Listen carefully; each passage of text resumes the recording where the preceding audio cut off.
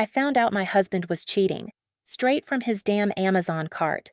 Let me set the scene properly because this deserves the full director's cut. It was a random Tuesday evening in late October 2025. I'm curled up on the couch in my ancient duck print pajamas, the ones with the little yellow ducks wearing tiny raincoats. Bought them on a whim in 2018, and they still make me smile. The house smells like cinnamon candles and leftover lasagna. Kids are upstairs doing whatever teenagers do on screens these days, probably arguing in Discord about Fortnite skins. I'm scrolling Amazon, mentally planning Thanksgiving. I can already taste it. Golden turkey, crispy skin, gravy so good you could drink it, mashed potatoes with actual butter, not the fake stuff. Green bean casserole even though nobody really likes it, but tradition is tradition.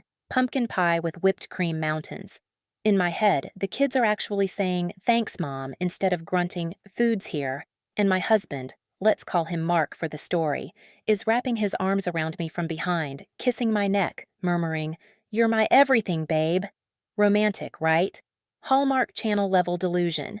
So I log into our shared Amazon account, because family values and saving $5 on Prime shipping, obviously. Add the turkey, organic, free range, because why not pretend we're fancy? Stuffing mix, cranberry sauce, those cute mini pumpkins for the table. Everything's perfect. Then I absent-mindedly click Your Lists to Saved for Later. And that's when the universe hits me with a steel chair. Women's lingerie. Not the comfy cotton kind I buy for myself. No. Lacy, strappy, barely there black set in size XS. A size I haven't seen on my body since approximately 2003. Next item, red satin teddy with garters. Then a vibrating thingy with like 8 different modes and a very enthusiastic 5-star review titled, "Ruined my marriage in the best way." Tagged in the notes, "Special evening surprise." I sit there blinking. Once. Twice.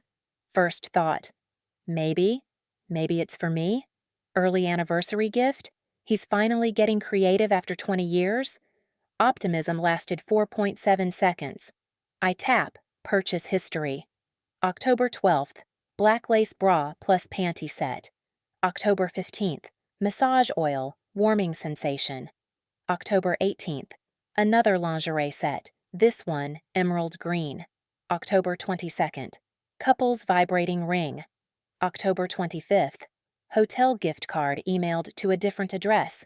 My stomach drops like I swallowed an anvil. 20 years. 2 kids, 17 and 14. Mortgage we're still paying off. Joint business selling ergonomic office chairs, the kind that promise to save your spine and your soul. We built it together from our garage in 2010. I handled marketing, client calls, invoicing. He did sales meetings and networking. We were a team. Or so I thought. I don't scream, don't cry, don't throw anything. I just sit there in my duck pajamas, staring at glowing proof that my life is suddenly a dark comedy written by someone with a very twisted sense of humor. Mark comes out of the shower, towel around his waist, humming some old rock song. "Hey babe, you order the turkey yet?" I look up at him, same face I've kissed goodnight for 2 decades, and say very calmly, "Yeah, and some other stuff too, apparently." He freezes, just for a second, then laughs it off. "What? Did I leave something embarrassing in the cart?" I turn the laptop toward him. His face goes from casual to, "Oh, fuck," in 0.3 seconds. "Babe, it's not—" "Save it," I say. "I'm going to bed." I close the laptop, walk upstairs, lock the bedroom door, and sit on the edge of the bed for about 3 hours staring at the wall. No tears yet, just static. Next morning, I'm up at 6 like always. Make coffee, pack kids' lunches, kiss them on the forehead. Mark tries to talk in the kitchen. "We need to discuss this." "No," I say, "we really don't. Not yet." I spend the day pretending everything's normal while my brain runs 1,000 tabs at once. That night, while he's asleep, I grab his phone. Passcode still our wedding date. Ironic much. Messages from Victoria K., our business partner since 2018. Tall, always perfectly blow-dried, smells like expensive vanilla and confidence. The woman who once told me at a company BBQ, "You're so lucky to have Mark, he's such a gentleman." Texts go back 8 months. "Missed you today?" Can't stop thinking about last night. Booked the apartment for Friday. Bring the wine you like.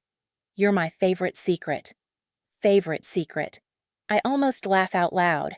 We have a shared family Google Calendar. He literally blocks dentist and kids' soccer, but apparently secret apartment sex gets a pass.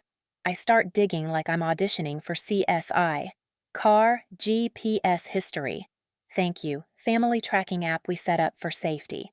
Late nights at the office, weekend client meetings, trips to conferences in the same city we live in. Found the apartment lease, co-signed by Mark and Victoria. 6 months. Rent paid from our joint business account. Under miscellaneous expenses. I sat in the bathroom at 3 a.m. with the fan on so nobody hears me dry heaving. 20 years I cooked, cleaned, cheered at soccer games, stayed up helping with homework, painted the damn fence, mowed the lawn, answered client emails at midnight so he could sleep. I was the infrastructure, he was the front man, and I was blind. Or maybe I just didn't want to see. That's when the switch flipped. No more perfect wife. No more swallowing it. Time for chaos. Glorious, petty, cinematic chaos. First step, find Victoria's husband. Alex, mid-40s, software engineer. Profile pic, him with 2 little girls at Disney, all Mickey ears and forced smiles. Bio says proud dad, trying to keep up with my kids' energy. Coffee is life. I create a burner LinkedIn. Message, hi Alex. This might sound crazy, but I think we have a similar situation with our spouses. No drama, no accusations. Just coffee and facts if you want. He replies in 14 minutes. Tomorrow?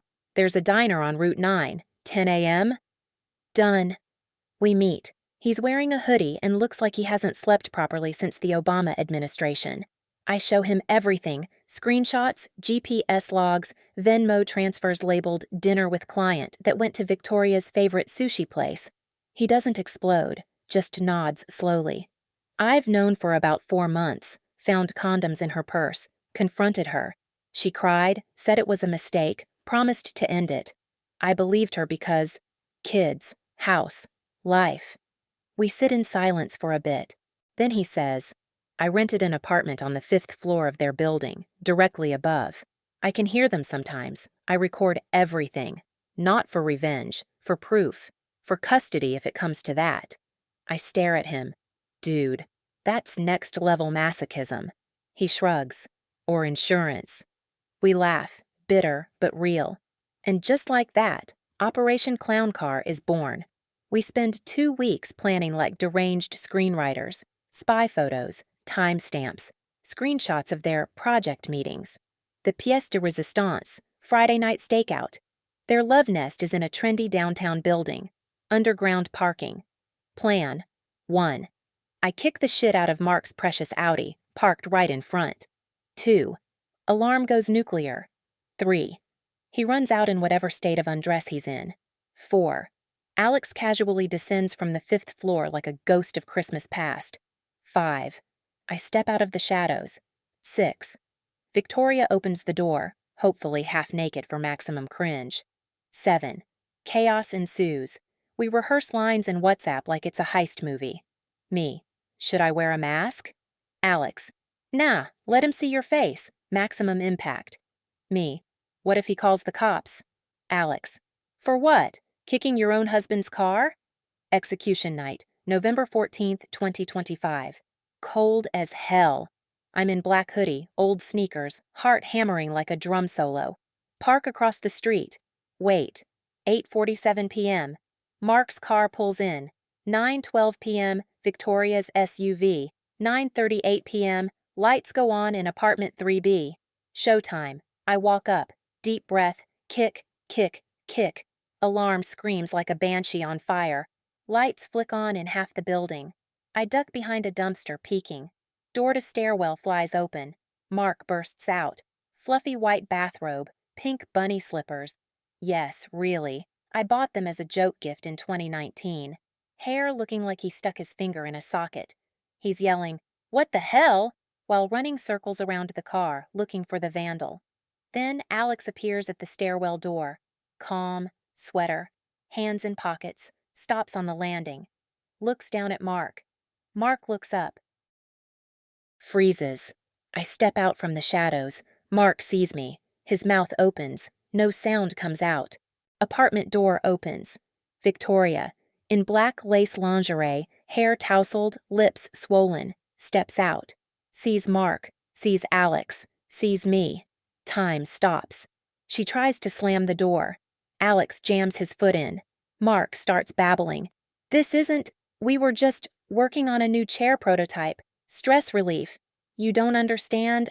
I tilt my head. Chair prototype? In lingerie? Innovative. Victoria's glaring at me like she wants to set me on fire with her mind.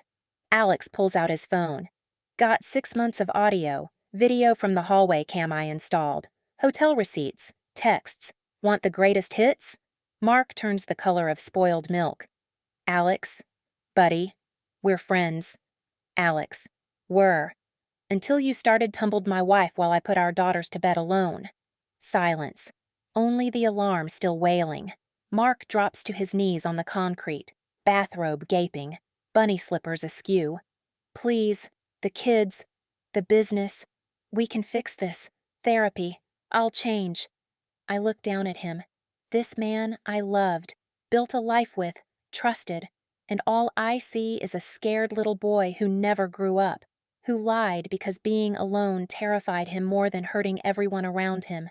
Victoria's crying now, quiet, ugly sobs, makeup running, no more glossy goddess, just a woman caught.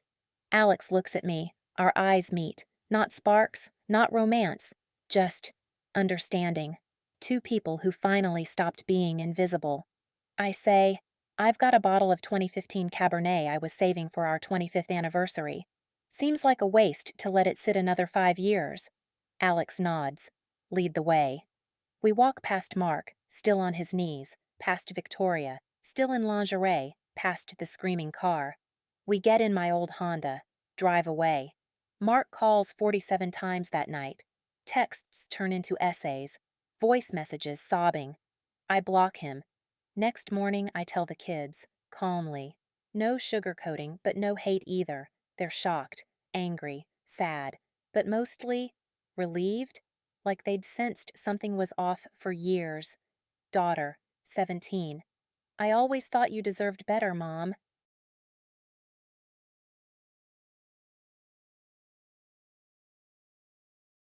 Son, 14. Can we still have Thanksgiving? Me. Hell yes, bigger turkey, more pie, and no one's allowed to fake smile through it. Business? We split it. Lawyers handled it fast. I kept the client list I built. He kept the warehouse. Fair. Alex and I? Not dating. Not even close. We just became friends who get it. We meet for coffee sometimes. Talk about custody battles, dating apps. Neither of us is ready.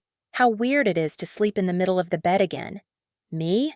I started living. Took up pottery. Make the ugliest mugs you've ever seen, but they're mine. Went to concerts alone. Screamed lyrics till my throat hurt. Dyed my hair purple on a dare from my daughter. Started a side hustle. Custom chair upholstery with funky patterns. Doing surprisingly well. And yeah, I laugh about that night a lot. The bunny slippers. The alarm. The bathrobe flapping in the wind. Mark's face when Alex said, banged my wife. It's not that I'm happy he cheated. I'm happy I'm finally free. I was background music for 20 years. Now I'm the main character. And the soundtrack slaps. So yeah, fam.